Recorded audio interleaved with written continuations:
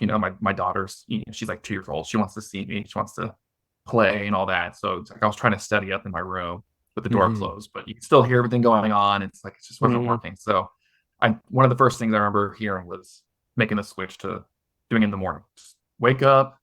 Like, yeah, no one really likes to wake up early. Like it's just rough, but you just have to do it, And like, how much do you want it? So that was the first change that I implemented was, all right, I'm gonna wake up like whatever that hour and a half earlier that I need to, so I can get at least maybe a solid hour and a half. And I didn't play with that. I got to the point where I was waking up like 4:30 just because I felt good. I was so motivated that like even though I was Yeah. so tired, I just was like, I'm up, let's go, let's get down there, right? Mm-hmm. But like I said, it made such a difference because that first attempt that I had at BEC, I got an 84.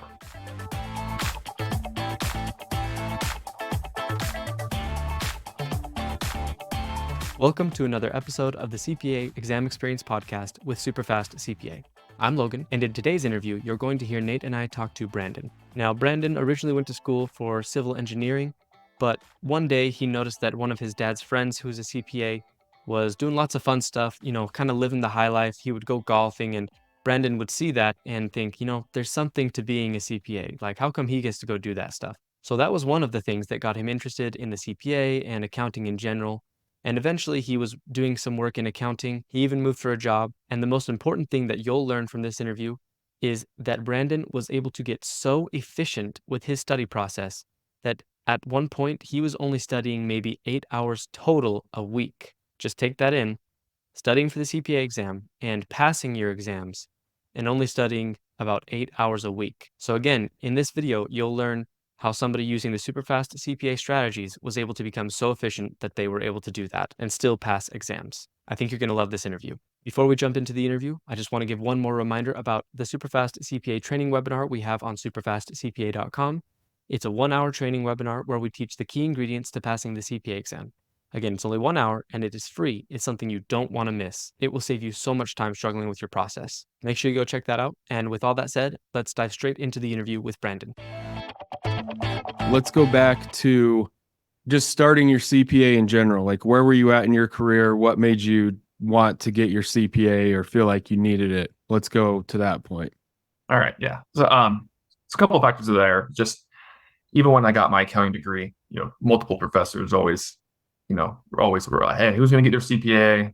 Kind of like, you're dumb if you don't, like not quite like that, but it's just like why are you going to do this if you're not going to strive to get your CPA license? And then it was actually my brother's father-in-law. He was a CPA, and I just remember watching him. This may be kind of a funny reason, but I just remember seeing him all the time out like golfing, on Friday at 2 when I was still in school. And I was like, man, what is this? There's got to be something to the CPA, man. He's always golfing. It just seems like he's got that high life, And so that at first kind of got me that way. And not that it's like that or even needs to be like that, but that kind of in a funny way started me down that path. Yeah, so I just kind of went that way with accounting. I got my first job as a staff accountant for just like an aerospace company outside of LA. And I think that was I was from like a smaller city. So, when they told me like my salary and all that, I was so stoked, right? And then you get to the higher cost of living of LA. It was like, wow, like, okay, it's really expensive and I need to make more money somehow, right? So there was part of that too, right? Like, okay, if I get my CPA license, plus like while I learn it better, that could probably help me afford just to live in general, right? So yeah, I'd say after starting working as a staff accountant, my manager as well was a CPA. So I had to, like having him and talking to him too, and just really stressing the importance or just like the benefits of having a CPA license to, further your career if you do want to grow. And I definitely had that ambition where I didn't want to just be a staff accountant or I know sometimes we always say like, like an AP clerk, right? They're definitely needed. They're the backbone, but not everybody wants to kind of punch the numbers. And I know I didn't want to, right? So I knew having the CPA license would help, in the field of applicants. You gotta be able to stand out. And just a bachelor's degree wouldn't be enough. And it worked out for me too. Where when I first was going to school, I was going actually for a civil engineer. So what actually happened too was I got my bachelor's degree, and I knew because of the new requirements, I wouldn't have enough units for the bachelor's degree. So I knew like with the bachelor's degree, because of the new, I wasn't gonna have enough units. But then when I just decided to kind of submit my application to see if I could sit for the CPA, because I was kind of looking back and go, oh, looking at my transcripts, luckily I had enough credits because of my engineering classes I was taking, because I had to take, like Calc 1, Calc 2, and all Mhm. that. And so I was able to apply those in different areas where I actually had enough credits where I could sit for the CPA exam. So that's when I was really like, okay, I need to go for this. I want it for myself. I want to further my advancement, or my opportunity to actually grow, whether it was going to be even kind of going to public to be actually doing taxes, or doing just or audit, whatever it could be, Mhm. or if I just wanted to kind of grow even where I was like an operational side and wanted to go up to a controller and maybe even strive to be a CFO one day, just young and full of aspiration. But so I kind of started that. So then once I knew that I could actually sit and I met those requirements, that's when I kind of I really just felt like it was time to go, because it was about maybe about 2 years after I graduated. So that's when I decided, like, I'm really going to go for this thing. I'm going to be a CPA, all in. So that's when I did the application. That got approved. I got my review course, and that's kind of like the start. Or I Okay. was saying, where I logged in and then I had no idea what to do. Yeah. Yeah. But so you did over a 2-year period, you passed reg, but then within 18 months it had expired without passing another one. And then was it just that the frustration of spending 2 to 3 years and then losing the one that you did pass, that you decided to take a break, or what made you take that break? It was definitely right when it expired. It was okay. It was kind of, I had this scenario in my head where I knew the odds of me getting all four, or the next three before that expired, were probably very slim. I think I had one more FAR attempt and one more VEC. And in my mind, I told myself, okay, if I pass both of these, and even if regulation expires, I'm still going to move on. So when those two were, I got the 74 and 73, and then regulation expired. That's when I just, kind of threw my hands in the air, and I was like, just not for me. It's not for everyone. I have a solid job at the time. Like, it'll be okay. I can make it work. I Mhm. think one of the companies that I worked at before too, the CFO didn't have the CPA license. So I was trying to tell myself to, it's about performance. You don't need to let this Mhm. define you, right? Although I couldn't help it. Of course, deep down, it was a bummer. I really wanted to do it. You start trying, like, you're studying for the CPA. Your family finds out, your friends find out, and then, so, of course, grandmas, they get like super excited. So then, you start getting this little like, oh, I don't want to let them down too, because Yeah. every time I see them, it's like, oh, where are you at, and all that, right? Um, so it was a little bit of a bummer. Just kind of want to see where things go. And then, so what actually got me back though was we ended up moving down to San Diego, because so we were in Long Beach. Like I said, I was working like outside of LA. So my wife, she's a nurse practitioner, and she just had a really good opportunity. So we just moved. She had a job down here. I was actually commuting for a little bit to where I was working in outside of LA. So that was a little rough driving in, because it was during the COVID lockdowns, but my Mhm. company was deemed essential. So since we were essential, didn't matter what department you worked in. Yeah. We were all coming in. So How far uh, of a commute was that? I not really in my oh head yeah, compute that. I would say it's like 110 miles one way. Oh wow. So You were doing that but every day? yeah, every day Wow. driving in. So it only lasted a few months, which was worked out. Because I mean, I told them all the truth. Hey, we moved to San Diego. What are the options if even being remote? And they just kind of shut it down. And they're like, like, we know that you're pretty much gonna quit, but we're not gonna force you out. Just give us a heads up, right? Uh, so again, thankfully, I did find a job down here that wasn't too far away. It was actually working for the public transportation, so it was a government job. And I think just going through college, I always had different ideas of maybe where I wanted to go, and government was one of them, just because pension, and there's all that, right? You get all the holidays. It's like, seems like governments are always Mhm. closed, right? Yeah.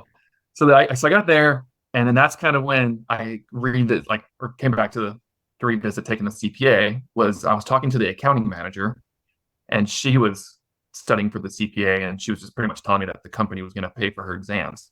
So I just thought, like, well, I might as well ask. And of course, before, I didn't like ask right away. I just, internally too, was just like, all right, do I give it one more go? I think it still would be very beneficial to have it. It's something now I kind of just want to have it. It wasn't even so much of a specific job. Like I need this because I do want to go work for a firm. It was just, I told myself I was going to get it. I want to make it happen. So kind of talked to myself. And then again, I didn't want to spin my wheels anymore. Life finally did settle down a little bit, after another move, I knew like, okay, I'm not getting married again, like you would Not say, for a right? while. Nothing, yeah, nothing like that for a while, right? We're good. Um, so I did, I came home, talked to my wife, told her just like, I feel like I should give another go, but if I really do, I got to commit. I can't, I feel like I wasted so much time studying and taking away from life and like vice versa, that it was like, okay, so we missed out on doing, maybe vacations or visiting family on weekends so I could study, but then now I'm studying and I didn't pass. So, what's the real cost? It's kind of like this lose-lose. So wanted to restart, kind of got all that out of the way of like the dedication, and not, I guess, like I would say part of my French, but like not half-assing it anymore. Like I felt like I kind of was. Of course, it was like, yeah, let's go for it. So got everything taken care of. I already had the review course, so I was like, let's make it happen again. And I knew I left off with using with the notes for SuperfastCPA for BEC. So that's actually what I started with. I decided to do BEC first. I'm like, let me do it. I got the 74 right there, and let's just get my confidence up by doing one that I really truly feel like I can pass. And then again, I felt pretty confident about reg because I passed before, but I know like with tax law and all that, I'm like, let me do that one second because I know there's gonna be changes. But yeah, so then I had the notes, so I went straight to them, and I knew even since the last time I was using them is when there was like the pro website, and that one to me, when I was kind of going through, it was more of the guidelines of like setting up study to be successful. So I did review that one. I feel like that one actually really helped because when I finally implemented that guide, it just was like night and day for the progress of what I made on my studying. Even when I first got back on the second go, I was studying after work, and it was just tough. My daughter's, she's like 2 years old. She wants to see me. She wants to play and all that. So it's like I was trying to study up in my room with the door closed, but you can still hear everything going on. It's like it just wasn't working. So one of the first things I remember hearing was making the switch to doing it in the morning. Just wake up. Like, yeah, no one really likes to wake up early. Like it's just rough, but you just have to do it, and like how much do you want it? So that was the first change that I implemented was, all right, I'm gonna wake up like whatever that hour and a half earlier that I need to, so I can get at least maybe a solid hour and a half. And I didn't play with that. I got to the point where I was waking up like 4:30 just because I felt good. I was so motivated that like even though I was so tired, I just was like, I'm up, let's go, let's get down there, right? But like I said, it made such a difference because that first attempt that I had at BEC, I got an 84, so it was awesome, and just seeing that score was like great, it just like wow, and like the only thing, my retention was so much better just by studying in the morning alone. So sorry, that was just to clarify, so on this second start, before you started, you went back in, rewatched the pro videos all the way through, and that kind of gave you this plan to follow as far as like how to study with your review course, and I guess when, because we always emphasize the mornings, but okay, so you watched those and just got clear on what was in those videos as far as how to approach this whole thing, which kind of was missing. A strategic approach was missing your first time around. That's kind of the whole difference. Yeah, I would say, and to go into more detail, I do remember we were at my wife's parents, my in-laws' house, and it was like, again, right when like, all right, I'm going to start up again. I'm going back for the CPA exams. That's when I really I took, it was like 2 hours at like the first time when I opened up, just going through the videos and taking notes on everything that was being said in the videos. And already that was, I can't remember, 2 years ago or so, but I remember like I had my spiral notebook, and just like, okay, this is what I need to do. These are other tips that I need to remember and have in the back of my mind, because it was, setting up that game plan just made such a game changer of studying, just knowing what you need to do and following it. And and again, and even through this journey, when I did pass, I still had a little bit of that roller coaster. And I feel like what I really love about my journey as well was that I fell off a little bit, and then it was kind of revisiting the notes and kind of going back is what actually I felt like really pulled me through to finish strong on the last exams, Mm-hmm. which I mean, I can go into now because it was cool. It was just to tell you, I passed BEC, got the 84, went into regulation, a little, I don't know, overconfident, but again, I passed it before, so I wasn't thinking too bad on it. So I actually Yeah. didn't pass, and I was like, Okay. oh my, like I couldn't believe it. I'm like, how did I not? I'm like, here we go again. And I think also part of that was too was when I passed BEC, the score release, it was in the November. So then you're thinking, okay, I got 18 months, right? There's plenty of time. Mm-hmm. Like, let's enjoy the holidays. Let's not try to do all this studying with all this happening. And then my birthday's also in January. So we're kind of like, right after my birthday, let's get back onto it. And I think that just totally, like, after having that first pass, just totally derailed me and Yeah. just put me behind because trying to get back on, it didn't really happen until February. And now I'm like, well, now it's not the exam release date, right? It's when you sat, right? Mm-hmm. And it goes back. So then I'm like, oh God, when I go back all the way to there, I'm like, I've already lost so much time now. And now so my studying wasn't going good. Fast forward, I actually don't even pass reg. So there was another like reassess because I'm like, I'm not going down this path again. I'm Yeah. not doing this, right? So it was a little discouraging because at the time I was studying for audit and I've never worked in audit. In college, I took one course and it was my senior year. So, you know, like, all right, like wasn't too focused on it. Yeah. And it just, again, like experience wise, didn't really quite have it there. So I wasn't feeling too good after seeing that fail. But, I stuck to the plan. Again, not like I think like my first block of my CPA studies, I was trying to be perfect.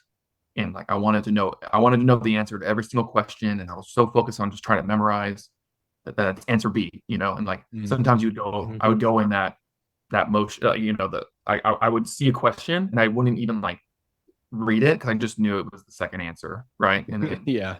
it was, oh, there it is, it's that one, right? Like I just know it's this, and which doesn't help. So Right. this part gets out there. Don't try to memorize. It doesn't. That's not what gets you there.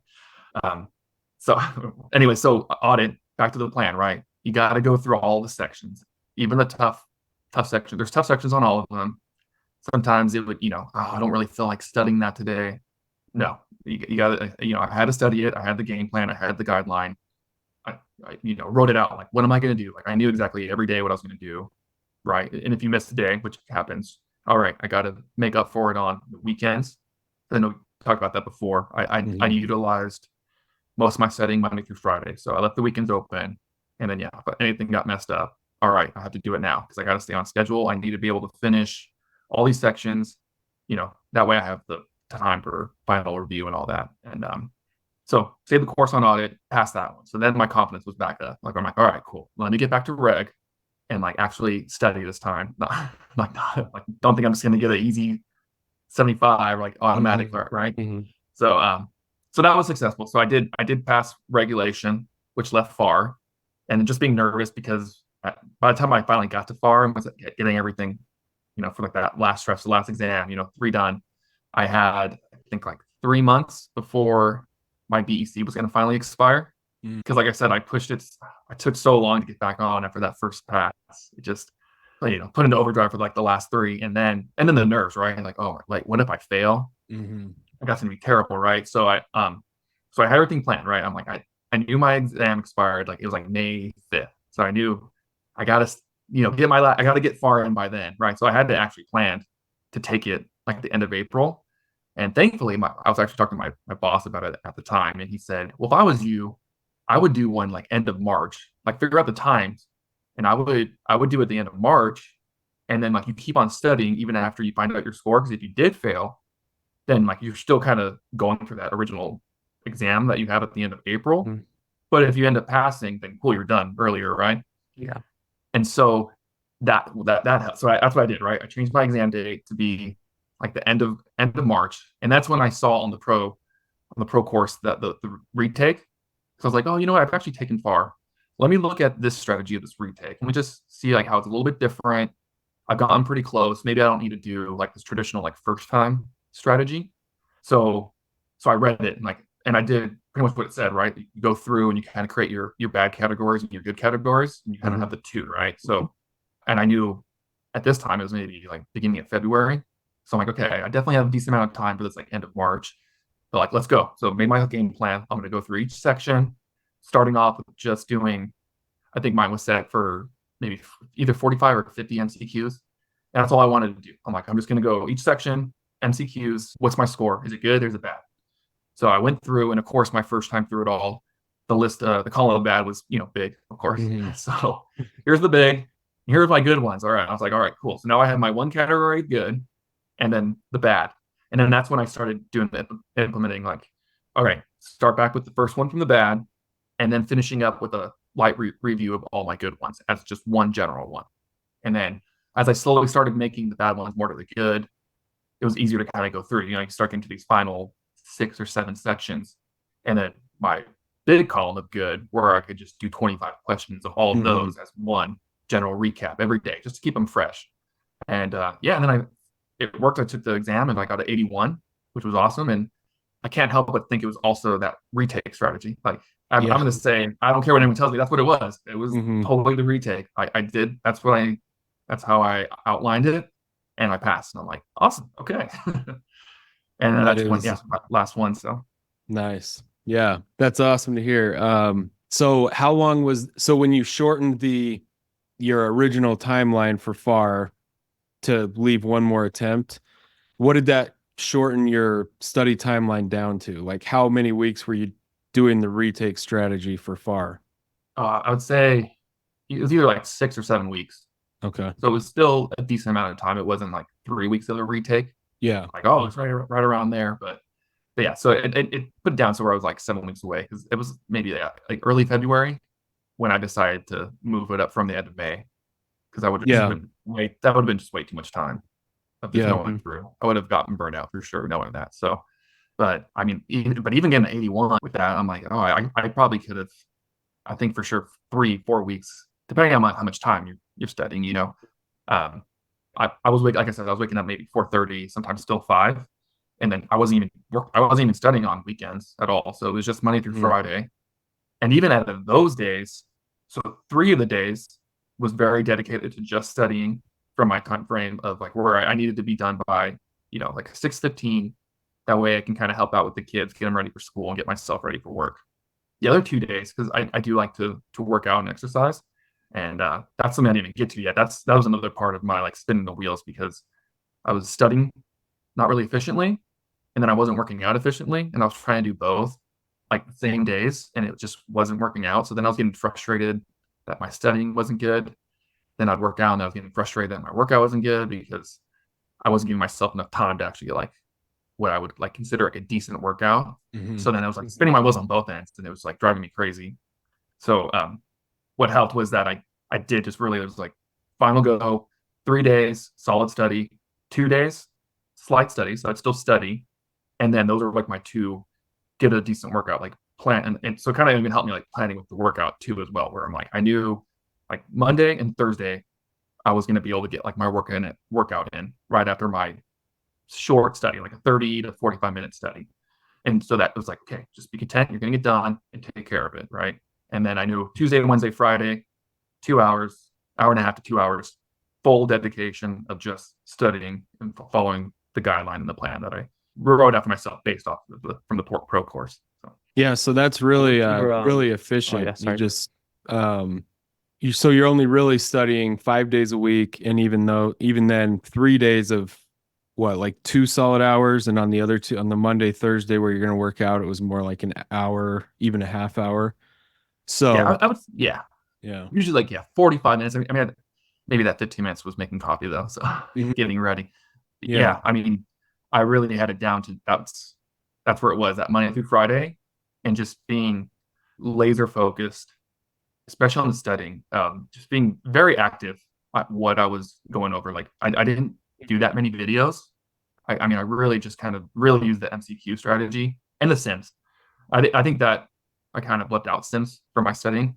I think that was a big game changer too for the entire second block of my CPA journey, because the first block I didn't really do too many Sims. I thought like, Mhm. oh, if I just know the content from the MCQs, it'll transpire into there, which it did a little bit, but not as much. I feel like you definitely still need the hands-on, experience and like going through the Sims.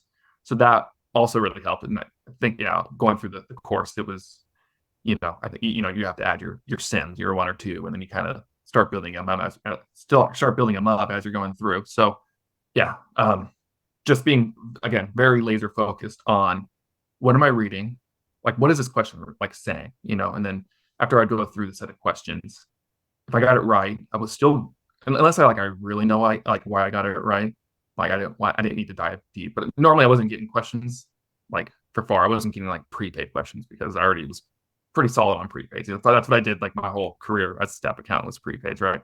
But like I never really did leases, so it's like I would really want to focus on lease. And so when I would get to that question, it was just like really going through the words too, right? The words are so important, and it's so easy to overlook what they're really trying to say sometimes, or you assume you know what it's trying to say.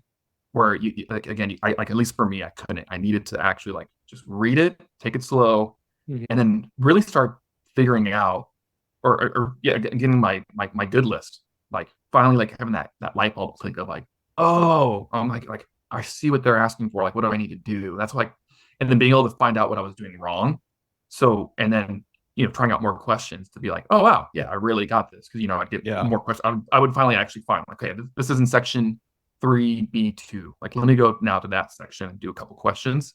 Get them all right. And be like, all right, cool, I got it. And that was always a great feeling too of just taking this like failing section and being like, oh, this is my goods, like this is my passing section now. Like I'm good at this, right? So what's the next one? I think that was also a challenge throughout the journey, right? Like no one wants to go through the challenging stuff, right? Because you have to work your brain. It takes actual like mental focus and like exercising the brain, right? So it's so much easier to do like, oh, let me look at the COSO framework or something, right? Like it's just memorizing definitions, but actually looking at something I can't even speak, but like just something where you actually have to calculate and you need to go through and you need to find like the amortization of a bond or something, right? Yeah. You've got to spend a lot of time feeling confused if you're doing this right. Yeah. Pushing through, like wrestling with the confusion until you get to that breakthrough, like you said. And like once that happens, a topic becomes pretty simple. Like once you just get it. But I think that's why it's people watch video lectures or highlight the chapter because it feels like you're doing something, feels like you're being productive. But the context of the questions and how they work, you're going to have to go through that struggle, whether you're watching the videos or not. And that's just, if you're doing this right, you're going to feel confused a lot. And I think people hate that. But that's where that whole active learning thing comes in. And it's true because there was almost lying to myself the first time, right? Where I'm studying, say, before the first time, and I'm great at section 1, right? Going through like the foundations and the principles because I have it all memorized. But then I won't even touch these other sections, right? So it's like you don't know what you don't know.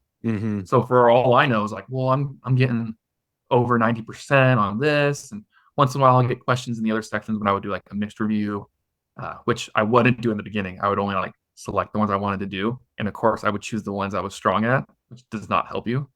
So I didn't know what I didn't know, and then when you go exam day and you don't pass, it's like, well, it's no wonder, right? But I felt good studying because I was doing so good.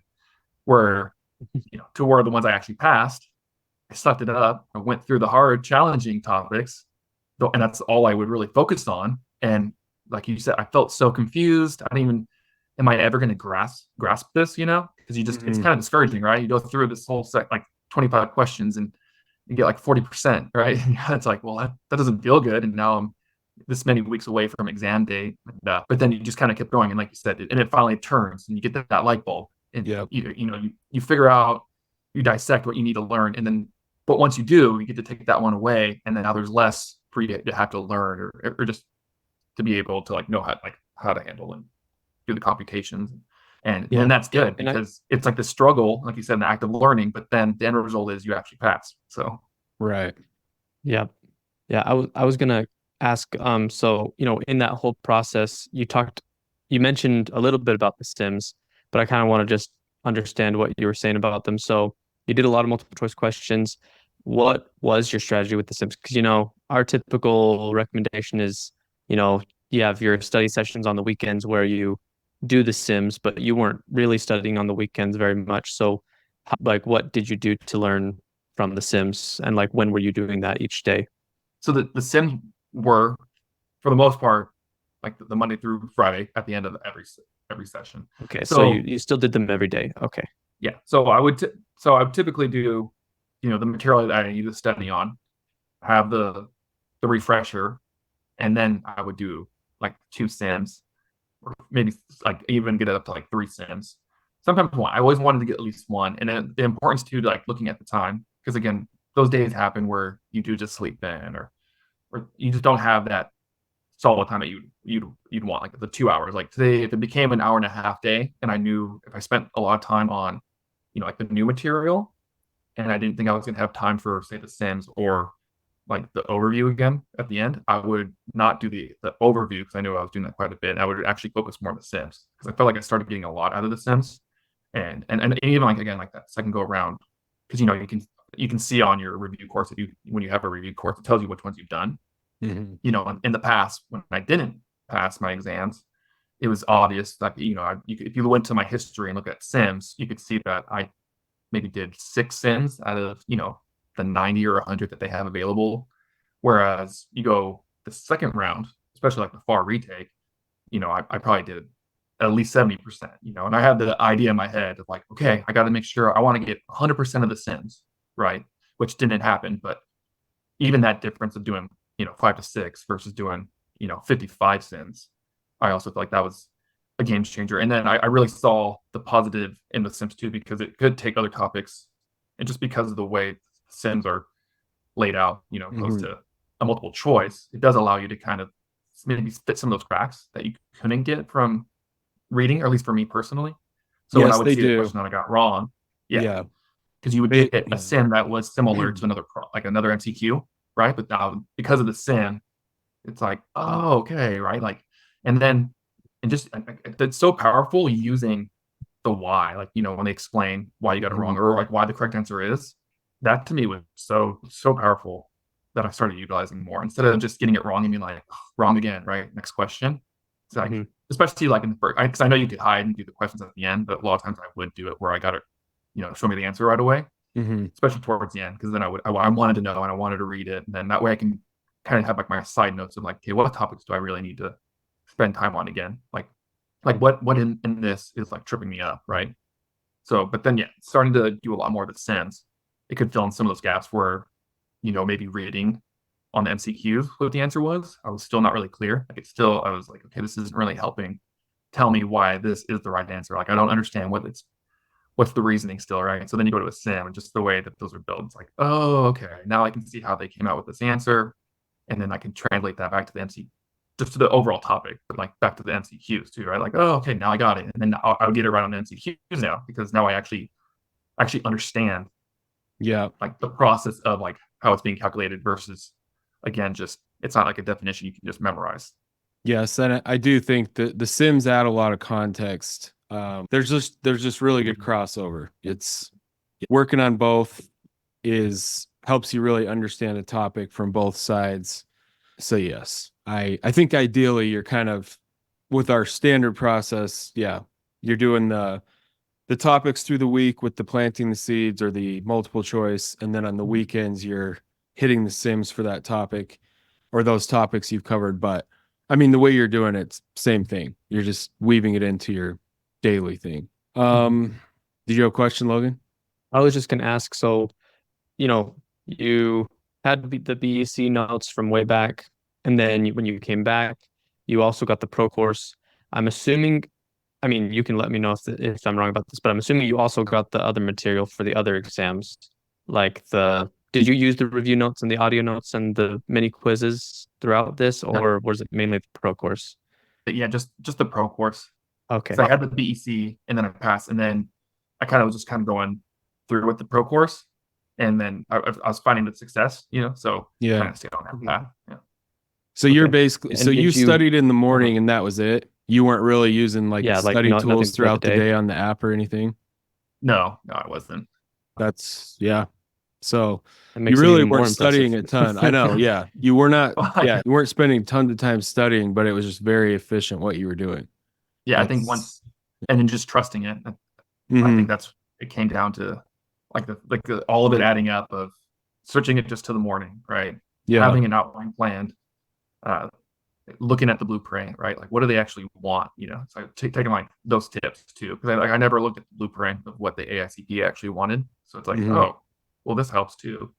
And then, it's I know other people are in my shoes where they've failed the exams multiple times. It's not the best feeling, but you kind of see the questions you get. So that also helps. I started to take those failures to like help me be successful. So like when I was studying certain topics, be like, all right, how many times have I actually seen this out of the 3 times I've taken this exam, right? Or like Yeah. I think that was the most far. I think far overall. It was my fourth one. So anyone that's failed a lot, don't worry, you can still make it. Oh, yeah, there's such a wide spectrum of, I mean, there's people that have taken 20 or 30 attempts, Yeah, I mean, I'm sure more they're out there, but we've talked to several people that, I mean, most common is someone's failed, maybe like 2 or 3 times in their whole thing, kind of like you, mhm. maybe 2 to 5 times is the most common thing. But then there Yeah, are people that have passed all four in the first try. There are people that have, spent 10 years yeah. taking exams throughout every year for 10 years. So, yeah. Okay. So, one of the things I wanted to ask was just didn't it make your whole life so much easier to study in the mornings? Because like you mentioned, you're just seeing your family after work. Basically, by the time you're done with work, you were just done for the day. Whereas before, you were trying to study after work. Um, I mean, I'm guessing it was just made your life easier in general to study in the morning. like I said, just that quality of life, which changes so much when you're already in this path of going, because like you said, when you're so exhausted after work, just mentally, and then everyone knows, right? And you're driving home, there's traffic, and then like for my situation, it's like it's time to be like dinner. The kids are hungry too, and I would actually try to fit in that first to do a little bit of the family time, and then go sneak up and try to Mhm. study. And it's just not a good combination for success of all that plus eating. So now, like the last thing you want to do is look at the Right. question and try to figure it out. So and surprisingly, like once I did get in the routine of waking up early, it was easy to get up at the time that I needed to get the studying in. Yeah, so it almost seemed like, oh, try to get 2 hours before you need to leave for work. Like, what happens if you do wake up late? Like, yeah, and life happens, but I was having I was having an easier time getting my studying in the morning than I was at night. It was way easier at night to start it later than I wanted to, right? Like, okay, if I'm going to study at night after work, I need to start by 6:30. There'd be times I'm getting up, it's already 7:30. And, my wife too wants to have us time. So by the time the kids are asleep, and she's, downstairs watching a show and just wants me to be with her, Mhm. I'm getting text messages because she's downstairs and I'm upstairs running a two-story. I'm getting a text message at like 8:05. Like, are you almost done? And I'm like, oh, I barely started, like, Yeah. or maybe even if I did start at say like 7:30 and it's been a half hour, sometimes it would take time just to even get in that like right mindset. So I really was like everything was pretty much wasted time. And I was maybe just finally getting that group of like, all right, okay, I can kind of focus. And then yeah, already distracted again because it's like, are you done yet? I'm like, oh yeah. So Yeah. being able to just wake up, it's super quiet and like and like again, it wasn't that difficult. I had that routine set of wake up, go make a coffee. If you don't like coffee, like whatever you might have that you enjoy, but Mhm. for me, just a hot coffee, like the smell of it was great, sipping on it, and I was able to get into the studying like, pretty much right away because Yes. you're clear, right? You had a Yes. good night's sleep, and I could just there was no wasted time. I feel like I was able to go right up, just horses out of the gate. Yeah. Like, what do I need to do? Like I said, I always had my notebook with all my plans, like trying to like just to make sure I keep on schedule of what I needed to like what to do. And yeah, just all right, what are we doing? All right, you know, Mm. making it happen. And that I feel like And I was had one, oh, okay. sorry. Didn't No, mean I to was just cut you saying, I off. just felt like that set up for success, like 100%. For sure. One thing I had wanted to ask from some of the stuff you were mentioning before. So, you didn't have our study, like the review notes and all that stuff, but you did have the pro course. And I know one thing that we talked about in the pro course is like flashcards and notes and stuff like that. And you kind of mentioned your own notes, like what was your process for taking things that you really didn't understand and kind of getting them down in your own words so that you could then kind of use that to remember, to refresh yourself, if that makes sense. Yeah. So I did do flashcards on certain topics, especially more when you just need like kind of like know the definition. And then so I use those for like BEC as well as I think even reg, like I was kind of going through. And then yeah, just those ones I had actually at my bedside. So there would be times at night, like if we finally weren't like watching a TV show or whatnot, I could just sit there and let me just go through a few and kind of just keep circling through because there'd be certain ones, right? Every time it came up again, I'm like, "Ah, why can't I remember what this definition is, right? So Mhm. just the repetition would help or to finally get that. As far as like the computations really were the questions I would really need to focus on. And that was just kind of like the old school of paper and Mhm. pen and just even mimicking, okay, like let's see the steps and then spending time on each step, just really trying like, okay, what's going like how to get from here to there. And sometimes it was a little unclear, like the step. I'm like, okay, like how did you get from that to this? Like what did you do? Mhm. Like there was no real clear answer. And but yeah, I would kind of just work it out myself on paper.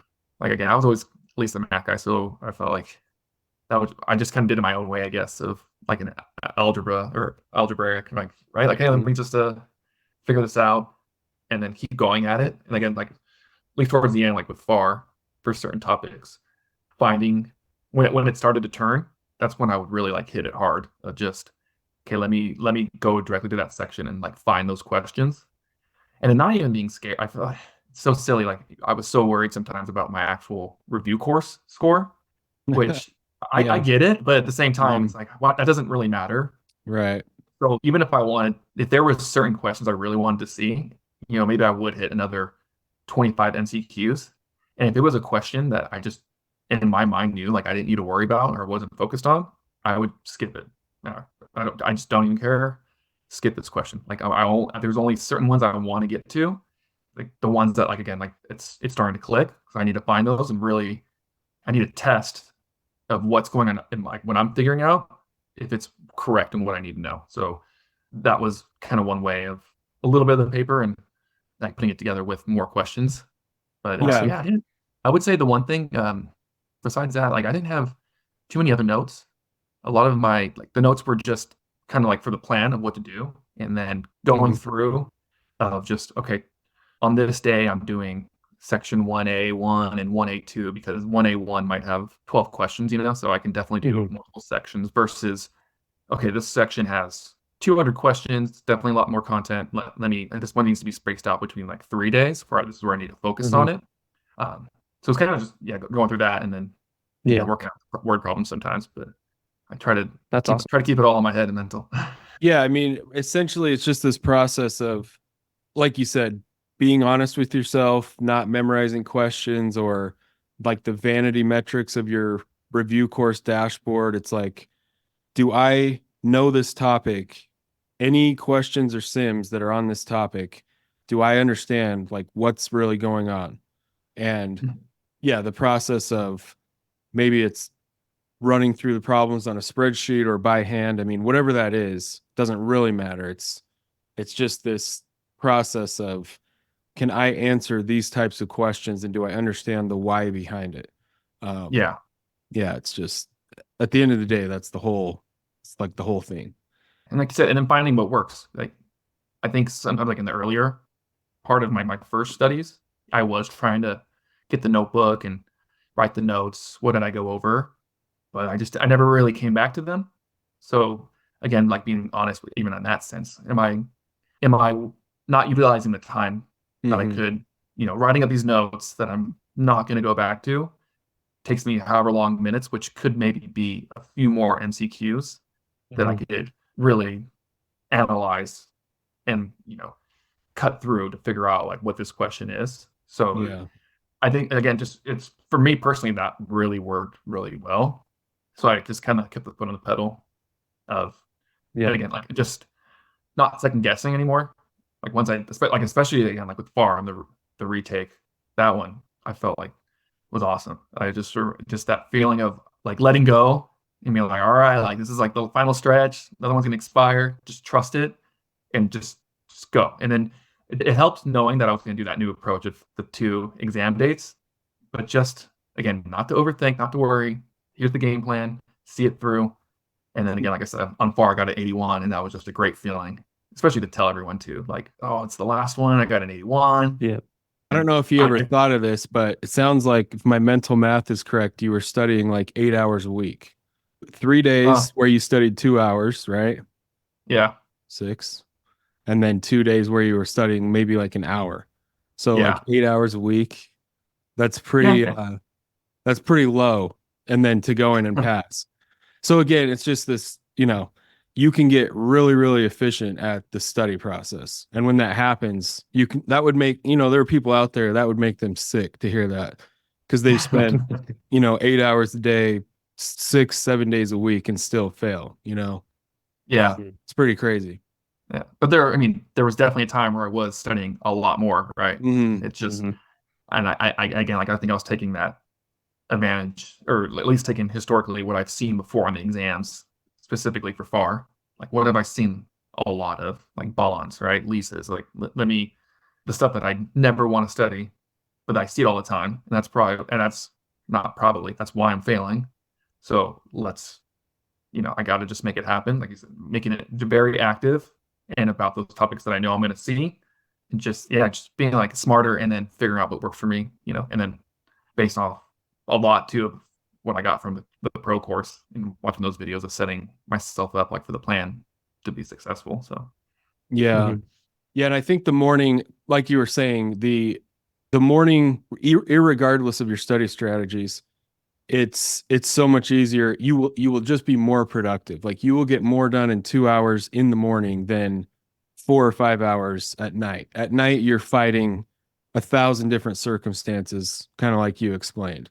You're fighting yourself because you're tired basically through every minute of the study session. Whereas in the morning, that's just not there because you feel good. Your brain is fresh. There's just so much to be said for that. Yeah. Well, so I know we've gone over, so I appreciate you doing the call and everything. What would be your top 3 tips to people that are still struggling with the study process? my top 3 would be, if you're not studying in the morning, switch to the mornings if you can.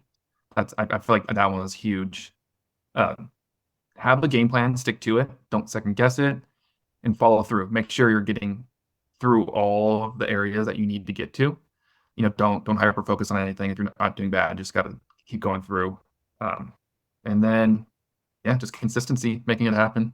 I know it kind of goes along with the other one, but just get out of your own way. And I think a little bit of making it for you.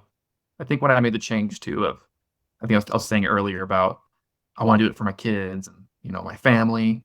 I think the second time around, like in a selfish way, I kind of made it more about me, like that I wanted to do it. And I think that drive actually, like again, like however it sounds, like even if it was selfish, being honest and just saying, I want this for me. I want to get this done so I can have it for my family and friends. But I think, have that, but be confident, and then it helps pull you through and make it happen. Yeah. Well, I think an element of that last thing is making it for you is also kind of owning the responsibility of, if this is going to happen, this is what it's going to have to be each day. So I know what you mean. Yeah. Okay. Well, yeah. So that was an Follow awesome the, and story. I would say follow the pro course and do the retake. If you've failed one, I would 100% stand by the retake guidelines. Like, I didn't even know that was there. I just happened to look at it. I was like, oh, what's this? And I'm like, oh my God, I wish I saw this 2 years earlier. Because I probably would have been done so much sooner, because I would have just done that for all the ones that I was retaking. So that would probably be the 3 if you have taken an exam and you're retaking. Do the retake strategy. Yep.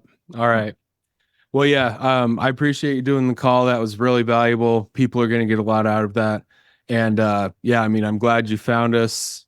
We didn't talk about that. I'm assuming it was a YouTube ad, but Yeah. Yes. I'm glad it made a difference, and congrats on being done. Thank you. I Yeah. appreciate it. Congrats, And Branden. yeah, I do remember when I did find you, I went with it. I was going different sources, but when I came back the second time, I went straight back to like the notes I had from BC and kind of kept all those, the guidelines for making the plan and whatnot. So I think that was the huge game changer and helped me get through this. So thank you. Yeah. Awesome to hear. Yep. That was fun to hear your story. All right, that was the interview with Branden. I'm sure you found it super helpful. And overall, again, it's amazing that he, in the end, was only studying maybe 8 hours a week and still passing his CPA exams. And it's just a big testament that people can get to the point where they are so efficient that the CPA exam is no longer a large burden, but instead just something extra that you're doing that's not too difficult because, again, you're so efficient and effective with your studying. To learn how to do that, again, make sure you go check out our free 1-hour webinar training on SuperfastCPA.com. We teach the key ingredients to passing the CPA exam, and we teach you how to be efficient and effective and yet still pass exams. So make sure you go check it out. Also, be sure to share this podcast with anybody you know who is going through the CPA exams. This podcast is the best free resource out there for CPA exam candidates. So make sure you share it with anybody you know. If you liked the interview, make sure to leave a rating in your favorite podcast app. Or if you liked the video, make sure to like it and leave a comment. Thanks for watching or listening, and we'll see you in the next episode.